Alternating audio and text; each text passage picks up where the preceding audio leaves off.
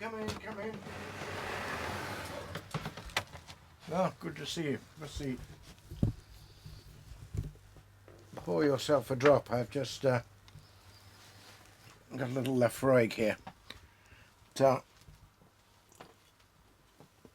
end of a good day. I've actually managed to get my boat back in the water, which is wonderful.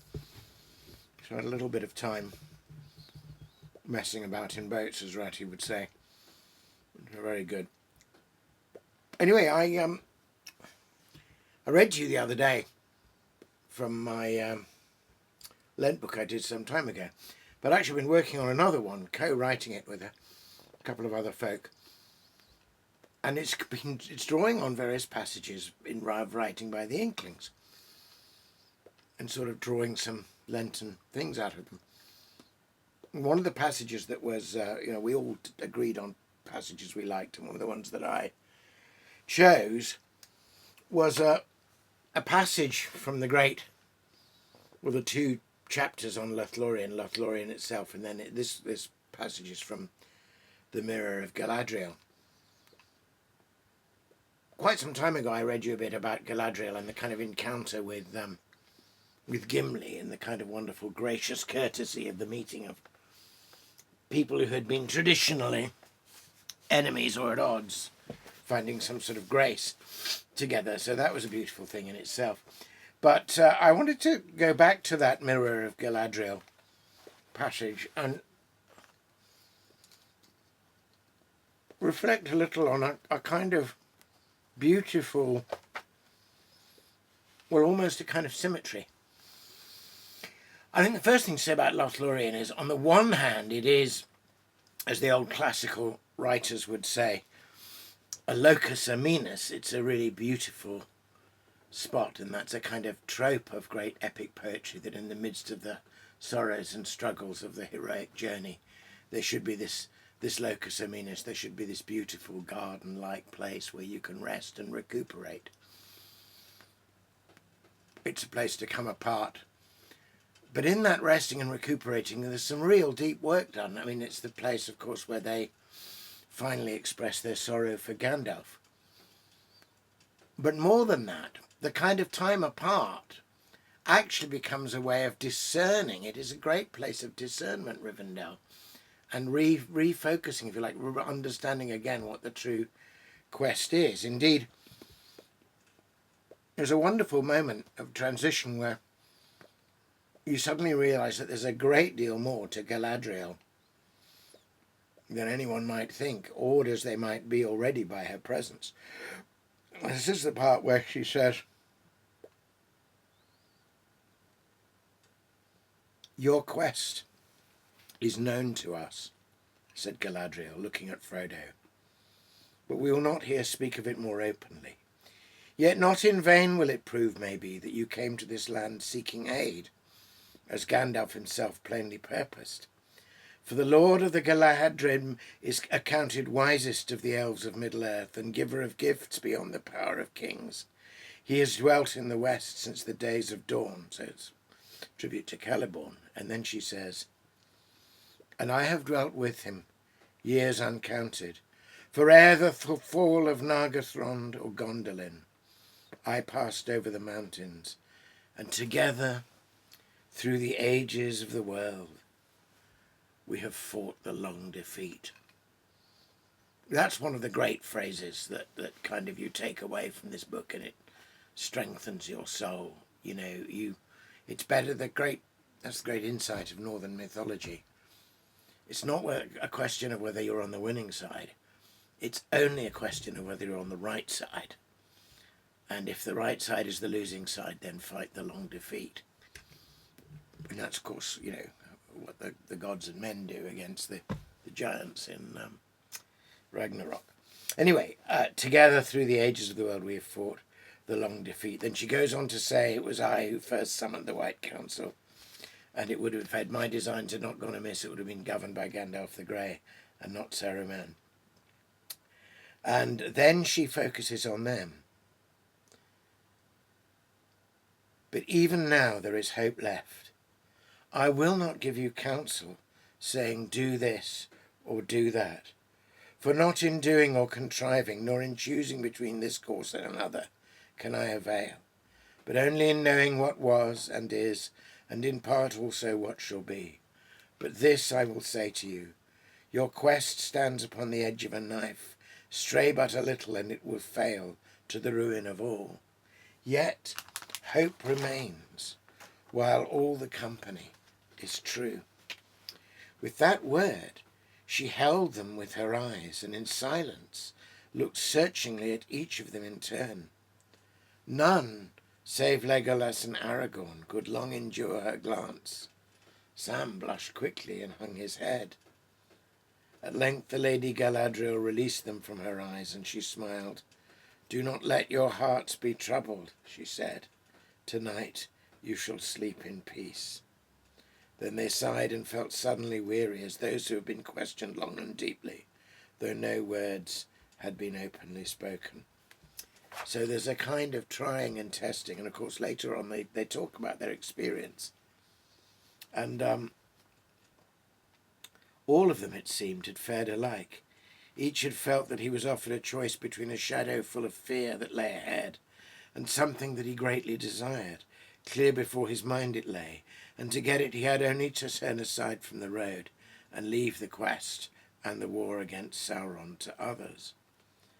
"And it seemed to me too," said Gimli, "that my choice would remain secret and known only to myself." "To me it seemed exceedingly strange," said Boromir. "Maybe it was only a test, and she thought to read our thoughts for our own good purpose. But almost I should have said that she was tempting us and offering what she pretended to have the power to give. It need not be said that I refused to listen. The men of Minas Tirith are true to their word." But what he thought the lady had offered him, Boromir did not tell. And of course it's the one who's most confident, Boromir, that he's passed the test or wants to signify and speak to the others that he has, is the one who of course eventually fails. So there's that extraordinary testing thing. And then they have their grief for Gandalf and express it in poetry, which is the best way to express grief. And then comes the extraordinary episode, beautiful, enchanting, incredibly well written, of the Mirror of Galadriel, when Frodo and Sam walk out through the moonlight and Galadriel brings them to this place where she pours the water from a silver urn into a pool which makes this mirror, and they can look within. And Sam looks first and almost gets tempted to abandon the quest because he sees them all digging up Bagshot Row, but then he realises the way to save the Shire is to stay with the quest, and so go home, as he says modestly, by the long road or not at all. And then comes the extraordinary moment when Frodo looks into the mirror. "Do you wish to look, Frodo?" said the Lady of Galadriel. "You did not wish to see elf magic and were content." "Do you advise me to look?" asked Frodo. "No," she said. "I do not counsel you one way or the other. I am not a counsellor. You may learn something, and whether what you see be fair or evil, that may be profitable, yet it may not. Seeing is both good and perilous. Yet I think, Frodo, that you have the courage and wisdom for the venture, or I would not have brought you here. Do as you will." "I will look," said Frodo, and he climbed on the pedestal and bent over the dark water. At once the mirror cleared, and he saw a twilit land. Mountains loomed dark in the distance against a pale sky. A long grey road wound back out of sight. Far away a figure came slowly down the road, faint and small at first, but growing larger and clearer as it approached. Suddenly Frodo realized that it reminded him of Gandalf. He almost called aloud the wizard's name, and then he saw that the figure was not clothed in grey but in a white that shone faintly in the dusk, and in its hand there was a white staff. The head was so bowed that he could see no face. But presently the figure turned aside round a bend in the road and went out of the mirror's view. Doubt came into Frodo's mind. Was this a vision of Gandalf on one of his many lonely journeys long ago? Or was it Saruman? Thus Tolkien skillfully introduces, he foreshadows what we have no idea yet is to come, which is the return of Gandalf. And is becoming, in a way, what Saruman, who fell, should have been. And then he sees various other things. He sees Bilbo. He sees various images which will be taken up later on in the story. And then, of course, he sees the eye. Suddenly the mirror went altogether dark as if a hole had opened in the world of sight, and Frodo looked into emptiness. In the black abyss there appeared a single eye that slowly grew until it filled nearly all the mirror. So terrible was it that Frodo stood rooted, unable to cry out or to withdraw his gaze. The eye was rimmed with fire, but it was itself glazed, yellow as a cat's, watchful and intent. The black slit of its pupil opened upon a pit, a window into nothing. Such great writing. That's just nothingness and evil. And then the eye is searching for him, and he almost feels drawn to the water. And then, "Do not touch the water," said the Lady Galadriel softly. The vision faded, and Frodo found that he was looking at the cool stars twinkling in the silver basin. He stepped back, shaking all over, and looked at the lady. "I know what it was that you last saw," she said, "for that is also in my mind. Do not be afraid. But do not think that only by singing amid the trees, nor even by the slender arrows of elven bows, is this land of Lothlórien maintained and defended against its enemy. I say to you, Frodo, that even as I speak to you, I perceive the Dark Lord and know his mind, or all of his mind that concerns the elves, and he gropes ever to see me and my thought. But the door is still closed." She lifted up her white arms and spread out her hands towards the east in a gesture of rejection and denial. Eärendil, the evening star, most beloved of the elves, shone clear above. So bright was it that the figure of the elfin lady cast a dim shadow on the ground. Its rays glanced upon a ring about her finger. It glittered like polished gold overlaid with silver light, and a white stone in it twinkled as if the evening star had come down to rest upon her hand. Frodo gazed at the ring with awe, for suddenly it seemed to him that he understood. "Yes," she said, divining his thought. "It is not permitted to speak of it, and Elrond could not do so, but it cannot be hidden from the ring-bearer and one who has seen the eye. Verily, it is in the land of Lórien, upon the finger of Galadriel, that one of the three remains. This is Nenya, the Ring of Adamant, and I am its keeper." He suspects, but he does not know. Not yet. "Do you not see now?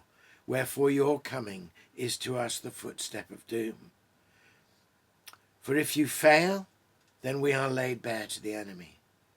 Yet if you succeed, then our power is diminished, and Lothlórien will fade, and the tides of time will sweep it away. We must depart into the west, or dwindle into a rustic folk of dell and cave, slowly to forget and be forgotten." Frodo bent his head. "And what do you wish?" he said at last. Now Frodo is asking the searching questions.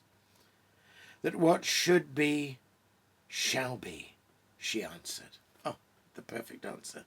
It's the Garden of Gethsemane moment, actually. It's "Nevertheless, not my will, but thy will be done, that what should be, shall be.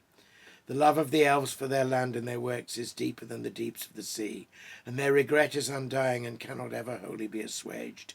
Yet they will cast all away, rather than submit to Sauron, for they know him now. For the fate of Lothlórien you are not answerable, but only for the doing of your own task. Yet I could wish it, were it of any avail, that the One Ring had never been wrought, or had remained forever lost." And then comes this extraordinary moment. "You are wise and fearless and fair, Lady Galadriel," said Frodo. "I will give you the One Ring if you ask for it. It is too great a matter for me." Galadriel laughed with a sudden clear laugh. "Wise the Lady Galadriel may be," she said, "yet here she has met her match in courtesy. Gently are you revenged for my testing of your heart at our first meeting. You begin to see with a keen eye." And now this is a moment of genius on Tolkien's part. A lesser author would have had this fair, untouchable elven maiden who tests the others and is the source of wisdom. but is herself in some sense completely invulnerable.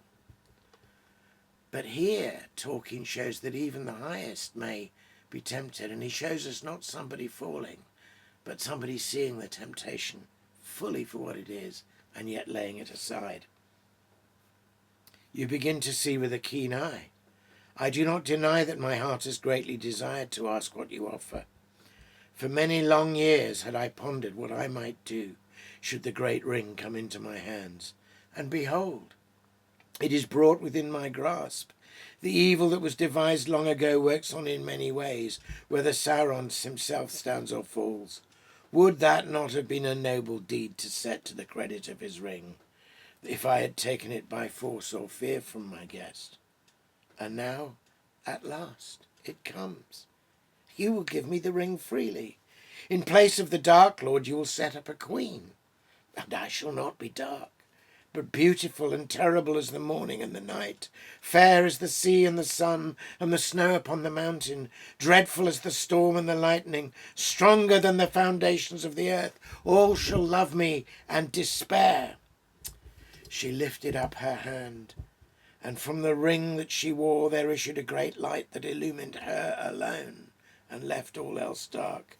She stood before Frodo, seeming now tall beyond measurement and beautiful beyond enduring, terrible and worshipful. Then she let her hand fall, and the light faded.